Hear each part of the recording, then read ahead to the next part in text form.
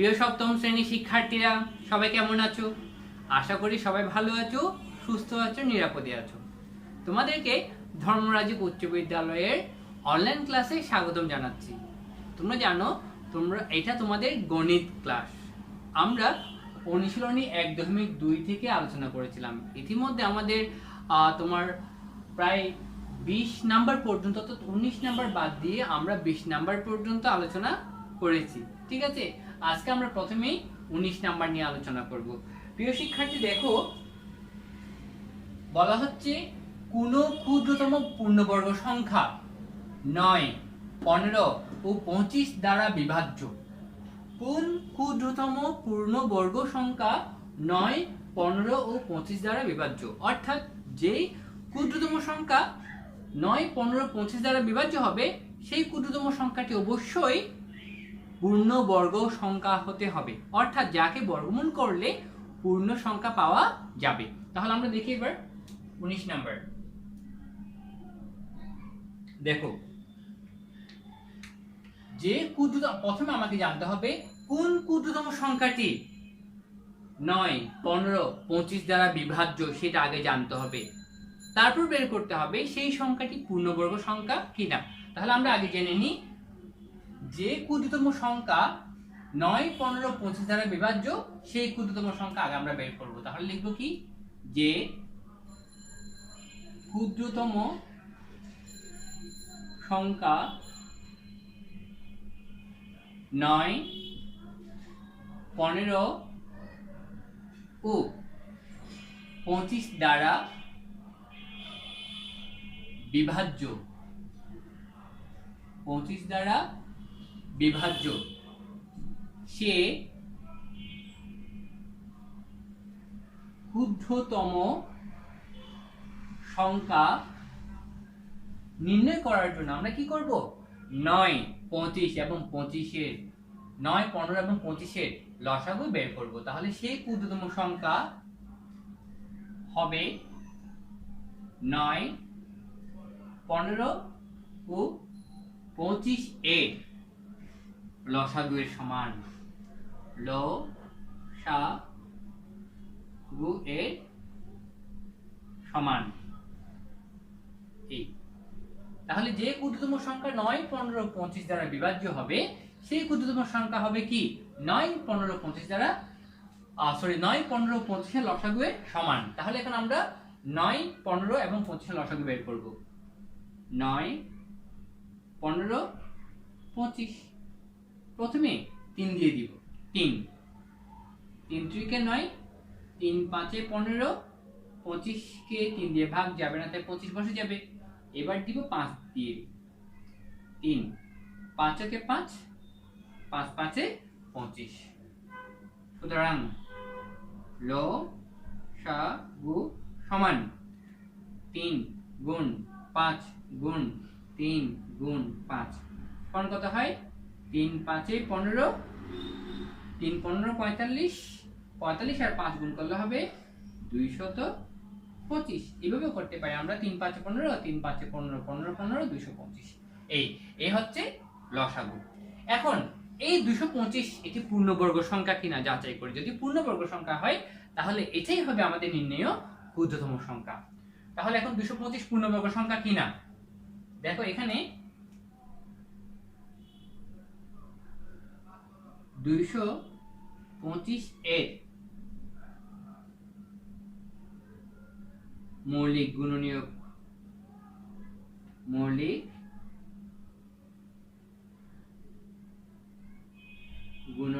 গুলো হলো 225 সমান 3 গুণ 3 গুণ 5 গুণ 5। তাহলে এখানে বোঝাই যাচ্ছে 225 একটি পূর্ণবর্গ সংখ্যা। আর আমরা এটা এখান থেকে বুঝতে পারছি 3 গুণ 3, 5 গুণ 5, তাই না? তাহলে এখানে 225 এর মৌলিক গুণনীয়ক গুলো হচ্ছে কত? 225 সমান 3 গুণ 3 গুণ 5 গুণ 5। যেহেতু এখানে প্রতিটি কি রয়েছে, প্রতিটি মৌলিক সংখ্যার জোড় সংখ্যক বার রয়েছে, কাজেই 225 একটা কি পূর্ণবর্গ সংখ্যা। সুতরাং 225 একটি পূর্ণ বর্গ সংখ্যা যা 9, 15 ও 25 দ্বারা নিঃশেষে বিভাজ্য হবে। তাহলে নির্ণয়ের ক্ষুদ্রতম সংখ্যা হচ্ছে কত? 225। অতএব নির্ণেয় ক্ষুদ্রতম পূর্ণবর্গ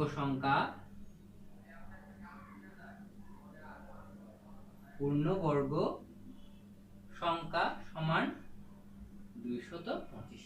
এই প্রিয় শিক্ষার্থী দেখো এখানে আবার পড়ছি আমরা 19 নাম্বার। কোন ক্ষুদ্রতম পূর্ণবর্গ সংখ্যা 9, 15, 225 দ্বারা বিভাজ্য? তাহলে প্রথমে আমাকে জানতে হবে যে ক্ষুদ্রতম সংখ্যা 9, 15, 25 দ্বারা বিভাজ্য সেই ক্ষুদ্রতম সংখ্যা বের করতে হবে। তারপর আমাকে জানতে হবে সেটা পূর্ণবর্গ সংখ্যা কিনা। তাহলে আমরা তাই কি করলাম, যে ক্ষুদ্রতম সংখ্যা 9, 15, 25 দ্বারা বিভাজ্য সেই ক্ষুদ্রতম সংখ্যা হবে 9, 15, 25 এর লসাগু এর সমান। তারপর আমরা কি করলাম, 9, 15, 25 এর লসাগু বের করলাম, পেলাম কত? 225। এখানে দেখা যাচ্ছে 225 এর মৌলিক গুণনীয়কগুলো হচ্ছে 225 সমান 3 গুণ 3 গুণ 5 গুণ 5। এখানে মৌলিক সংখ্যাগুলো জোড় সংখ্যক বার রয়েছে, অর্থাৎ কোন সংখ্যা এখানে বিজোড় সংখ্যক বার নেই, কাজেই 225 একটি পূর্ণবর্গ সংখ্যা। অতএব এই নির্ণয় আমাদের যে ক্ষুদ্রতম সংখ্যা বের করতে বলা হয়েছে সেই ক্ষুদ্রতম সংখ্যাটি 9, 15, 25 দ্বারা বিভাজ্য, অর্থাৎ নির্ণেয় ক্ষুদ্রতম পূর্ণবর্গ সংখ্যা হবে 225। আর এটাই হচ্ছে আমাদের উত্তর। প্রিয় শিক্ষার্থী এবার আমরা দেখব 21 নাম্বার। 20 নাম্বার দেখো, 20 নাম্বারে বলা হয়েছিল একটি ধান ক্ষেতে ধান কাটতে শ্রমিক নেওয়া হলো, প্রত্যেক শ্রমিকের দৈনিক মজুরি তাদের সংখ্যার 10 গুণ। দৈনিক মজুরি 4250 টাকা হলে শ্রমিকের সংখ্যা বের করো।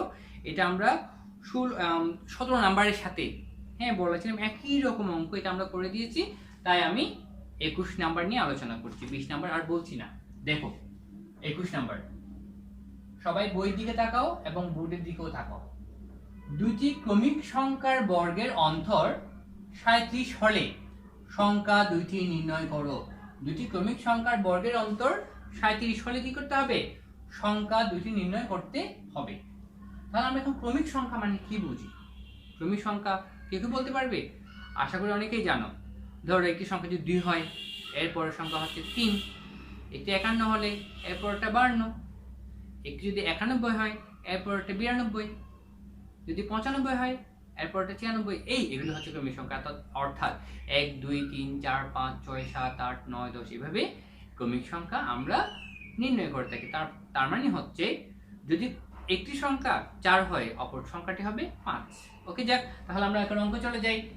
বলা হচ্ছে দুইটি ক্রমিক সংখ্যার বর্গের অন্তর 37 হলে সংখ্যা দুটি নির্ণয় করো। 21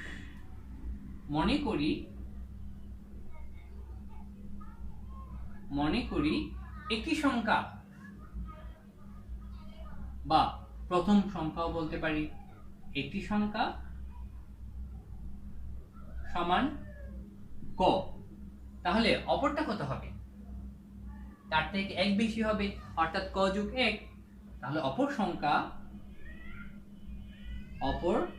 সংখ্যা সমান ক যোগ 1।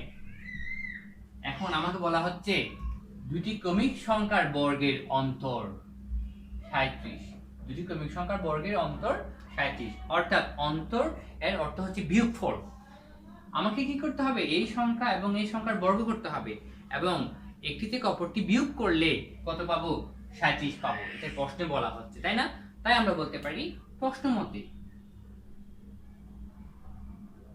মতে দুটি ক্রমিক সংখ্যার বর্গের অন্তর অর্থাৎ বর্গের বিয়োগফল।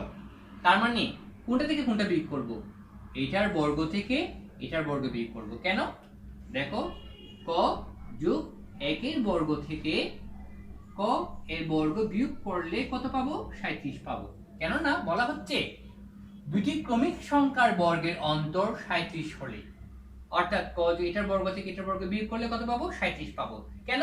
ক যোগ 1 অবশ্যই ক থেকে বড়, তাই বড় সংখ্যা থেকে ছোট সংখ্যা, অর্থাৎ বড় সংখ্যার বর্গ থেকে ছোট ছোট সংখ্যার বর্গের কি হবে, বিয়োগ হবে, আর বিয়োগফল কত হবে 37। বেশ, আর তোমরা আশা করি a plus B whole square সূত্র জানো। আমরা জানি a plus B whole square equal to a square plus 2ab plus b square. এটা আশা করি অনেকেই জানো, ঠিক আছে? এটা কিন্তু শিখে নিতে হবে। দেখো আমরা পরের ক্লাসগুলোতে যখন আমরা বীজগণিত করব তখন আমরা কিন্তু এই সূত্রগুলো শিখে নিব আরো ভালোভাবে। তো যাক, দেখো তাহলে a plus b whole square equal to a square plus 2ab plus b square, এটা আমরা জানি। ঠিক তেমনি এটাকে আমরা সূত্রে নিয়ে যাব, এই সূত্রে নিয়ে যাব। দেখো ক প্লাস 1 এর বর্গ, তাহলে এখানে প্রথমে ক স্কয়ার যোগ 2ab অর্থাৎ 2 গুণ ক গুণ 1। গুণ চিহ্নকে কিন্তু এভাবে প্রকাশ করা যায়, হ্যাঁ, যোগ 1 স্কয়ার। একের উপর বর্গ থাকা যে কথা, না থাকা এই কথা, অর্থাৎ এককে 1, তারপর বিয়োগ ক স্কয়ার সমান 37। এবার দেখো ক স্কয়ার, হ্যাঁ, তবে এখানে বিয়োগ ক স্কয়ার আছে, এটাকে সামনে নিয়ে আসলাম। বিয়োগে 2, সরি এটা প্লাস চিহ্ন হবে, প্লাস বিয়োগ কত 2 ক। আমি একে কি করব, সমানের ওই পাশে নিয়ে যাব। যখন একে সমানের ওই পাশে নিয়ে যাব, একের আগে এই পাশে বিয়োগ চিহ্ন, যোগ চিহ্ন ছিল, অপর পাশে হয়ে যাবে বিয়োগ চিহ্ন, অর্থাৎ চিহ্নের পরিবর্তন হয়ে যাবে। যখন সমানের ওই পাশে চলে যাবে তখন এর চিহ্নের পরিবর্তন হয়ে যাবে, প্লাসটা মাইনাস হয়ে যাবে, অর্থাৎ যোগ চিহ্ন বিয়োগ চিহ্ন হয়ে যাবে। তাহলে এখানে ক স্কয়ার কাটাকাটি হয়ে যাবে, অর্থাৎ ক স্কয়ার থেকে ক স্কয়ার চলে গেলে 0, বা 2 ক সমান 37 থেকে 1 বিয়োগ করলে কত 36, বা ক সমান এই 34 কে 2 দিয়ে ভাগ করব, অর্থাৎ এই 2 দিয়ে ভাগ করব। তার মানে হচ্ছে 2 ক এর সাথে গুণ আকারে আছে, অর্থাৎ গুণ আকারে আছে, আর এই 2 সমানের ওই পাশে চলে গেলে ভাগ হয়ে যাবে। মনে রাখবা, সমানের এই পাশে যোগ চিহ্ন থাকলে অপর পাশে গেলে হয় বিয়োগ, বিয়োগ চিহ্ন থাকলে অপর পাশে গেলে হয় যোগ। একইভাবে গুণ চিহ্ন থাকলে বা গুণ আকারে থাকলে অপর পাশে গিয়ে হবে ভাগ, আবার ভাগ আকারে থাকলে অপর পাশে গিয়ে হবে গুণ। কথাগুলো মনে রাখবা। অর্থাৎ সমানের বিপরীতে যখন চলে যাবে, অপর পাশে যখন চলে যাবে, তখন চিহ্নের পরিবর্তন হবে, প্লাস হবে মাইনাস, মাইনাস হবে প্লাস, গুণ হবে ভাগ, ভাগ হবে গুণ। এই যাক, তাহলে সুতরাং ক সমান কত পেয়েছি, 34 কে 2 দিয়ে ভাগ করলে কত হয় 18, 18 দুগুণে 36। তাহলে আমরা একটি সংখ্যা পেয়ে গেলাম, একটি সংখ্যা হচ্ছে কত 18। তাহলে আমরা এই পাশে করি কেমন, দেখো, অতএব একটি সংখ্যা সমান কত 18, অপর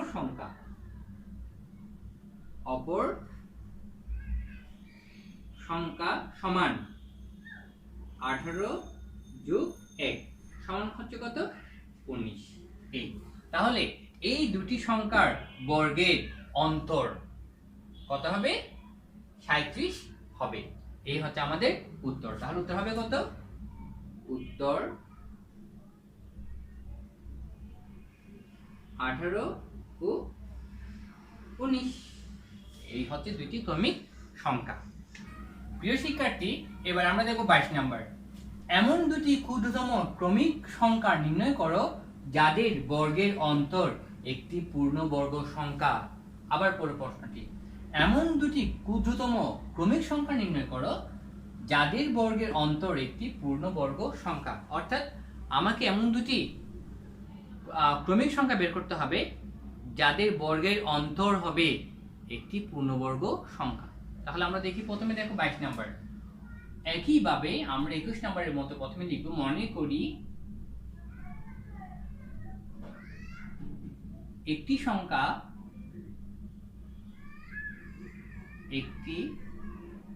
সংখ্যা সমান ক, অপর সংখ্যা সমান ক যোগ 1। দেখো, একটি সংখ্যা সমান ক, অপর সংখ্যা হচ্ছে ক যোগ 1। আমাকে বলা হচ্ছে দুটি ক্ষুদ্রতম ক্রমিক সংখ্যা নির্ণয় করো যাদের বর্গের অন্তর যাদের বর্গের অন্তর। তাহলে এই দুটি সংখ্যার বর্গের অন্তর কি হবে? তাহলে দেখো এখন লিখবো কি, সংখ্যা দুটির বর্গের অন্তর, সংখ্যা দুটির বর্গের অন্তর সমান ক যোগ 1 হোল স্কয়ার বিয়োগ ক স্কয়ার। হ্যাঁ, তাহলে কিভাবে আমরা সূত্র লিখব, ক স্কয়ার যোগ 2 গুণ ক গুণ 1 যোগ 1 স্কয়ার। আর একের উপর পাওয়ার থাকা যে কথা, না থাকা একই কথা, এক একই থাকবে, একক এক। একের উপর যদি পাওয়ার 1000ও থাকে, অর্থাৎ একের উপর পাওয়ার 1000 আছে, তাহলে এক একই থাকবে। 1 কোটি থাকলেও এক একই থাকবে, এটা কোনো চেঞ্জ হবে না। একক এক একক এক একক, তুমি 1 কে 1 দিয়ে গুণ করতে থাকো, তুমি একই পাবে। ওকে, যা। তাহলে এবার আমরা দেখি, এখানে দেখা যাচ্ছে ক স্কয়ার বিয়োগ ক স্কয়ার, আর বিয়োগে 2 ক যোগ 1। এই ক স্কয়ারকে আমি এখানে নিয়ে আসছি, এই ক স্কয়ার কাটাকাটি হয়ে যাবে, তো ক স্কয়ার থেকে ক স্কয়ার চলে গেলে 0 হয়, 2 ক যোগ 1। তাহলে দেখো, দুটি ক্রমিক সংখ্যার বর্গের অন্তর হলো 2 ক যোগ 1। এখন এই বর্গের অন্তর, অর্থাৎ এই সংখ্যাটি পূর্ণবর্গ সংখ্যা কিনা সেটা যাচাই করতে হবে। অর্থাৎ এটি সমান, এই 1 হতে পারে, 1 তো হবে না, 4 হতে পারে, 9 হতে পারে, 16 হতে পারে, 25 হতে পারে, 34 হতে পারে। তাহলে এখন কত হবে? অর্থাৎ আমি এই 2 ক যোগ 1 সমান 4, 9, 16, 25, 34, 49 এভাবে হতেই পারে। তাহলে এখন কত হবে জানি না, বের করতে হবে। ধরো ক সমান 1, 2, 3, 4, কারণ আমাকে বলা হচ্ছে ক, এবং অর্থাৎ এই সংখ্যাটি একটা যেমন একটি সংখ্যা, এটা 1, 2, 3, 4, 5, 6, 7, 8 যে কোনো সংখ্যা হতে পারে, এবং এটা হবে তারপরের সংখ্যাটি। তাহলে এখন ক সমান কত হয়? যদি দেখো ক সমান 1, 2, 3, 4, 5, 6 ডট ডট ডট এরকম স্বাভাবিক সংখ্যা হলে,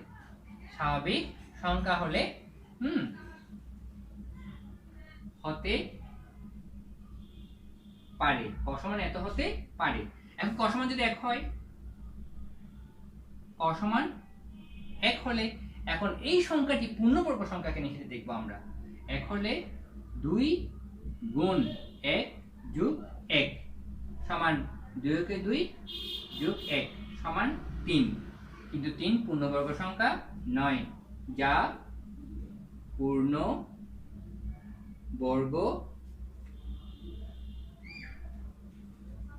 সংখ্যা নয়।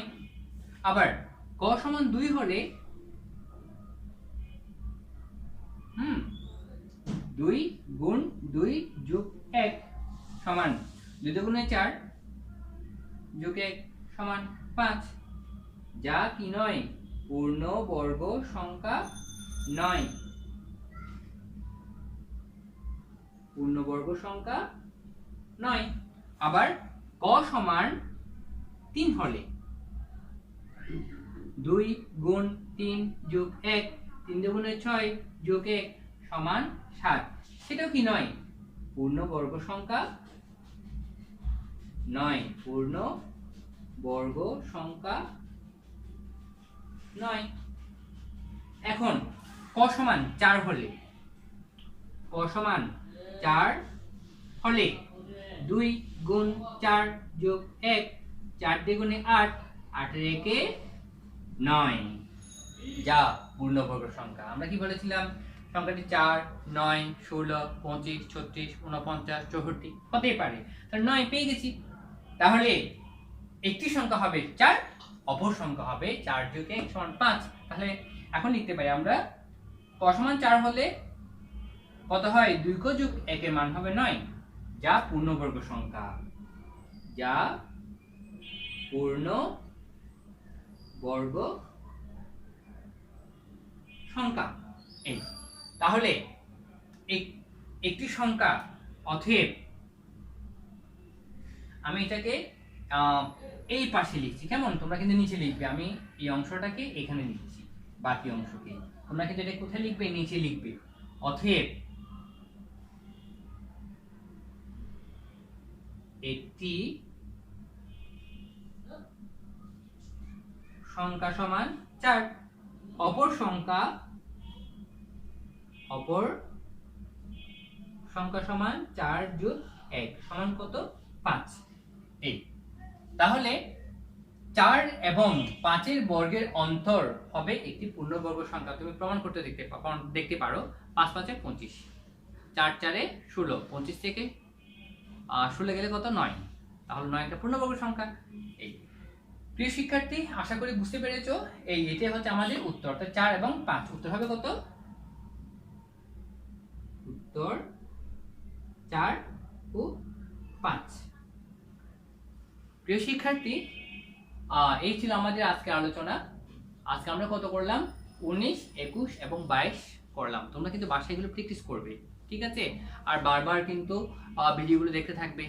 তুমি যতই বুঝবে না ততই দেখো, বারবার দেখো, ঠিকই কোনো না কোনো সময় তুমি বুঝতে পারবে। তাহলে আজ এতটুকু। সবাই ভালো থাকবে, সুস্থ থাকবে, নিরাপদে থাকবে এবং অবশ্যই স্বাস্থ্যবিধি মেনে চলবে। হ্যাঁ, আরও একটি কথা বলে যায় যাওয়ার আগে, প্রিয় শিক্ষার্থী, তোমাদের যারা ছোট ভাই বোন আছে, ধরো যাদের বয়স 6 মাস থেকে 5 বছর, তাদেরকে সরকার ভিটামিন এ ক্যাপসুল খাওয়াচ্ছে। তোমরা তাদেরকে তোমাদের নিকটস্থ স্বাস্থ্য কেন্দ্রে নিয়ে যাবে এবং ভিটামিন এ ক্যাপসুল খাওয়াবে।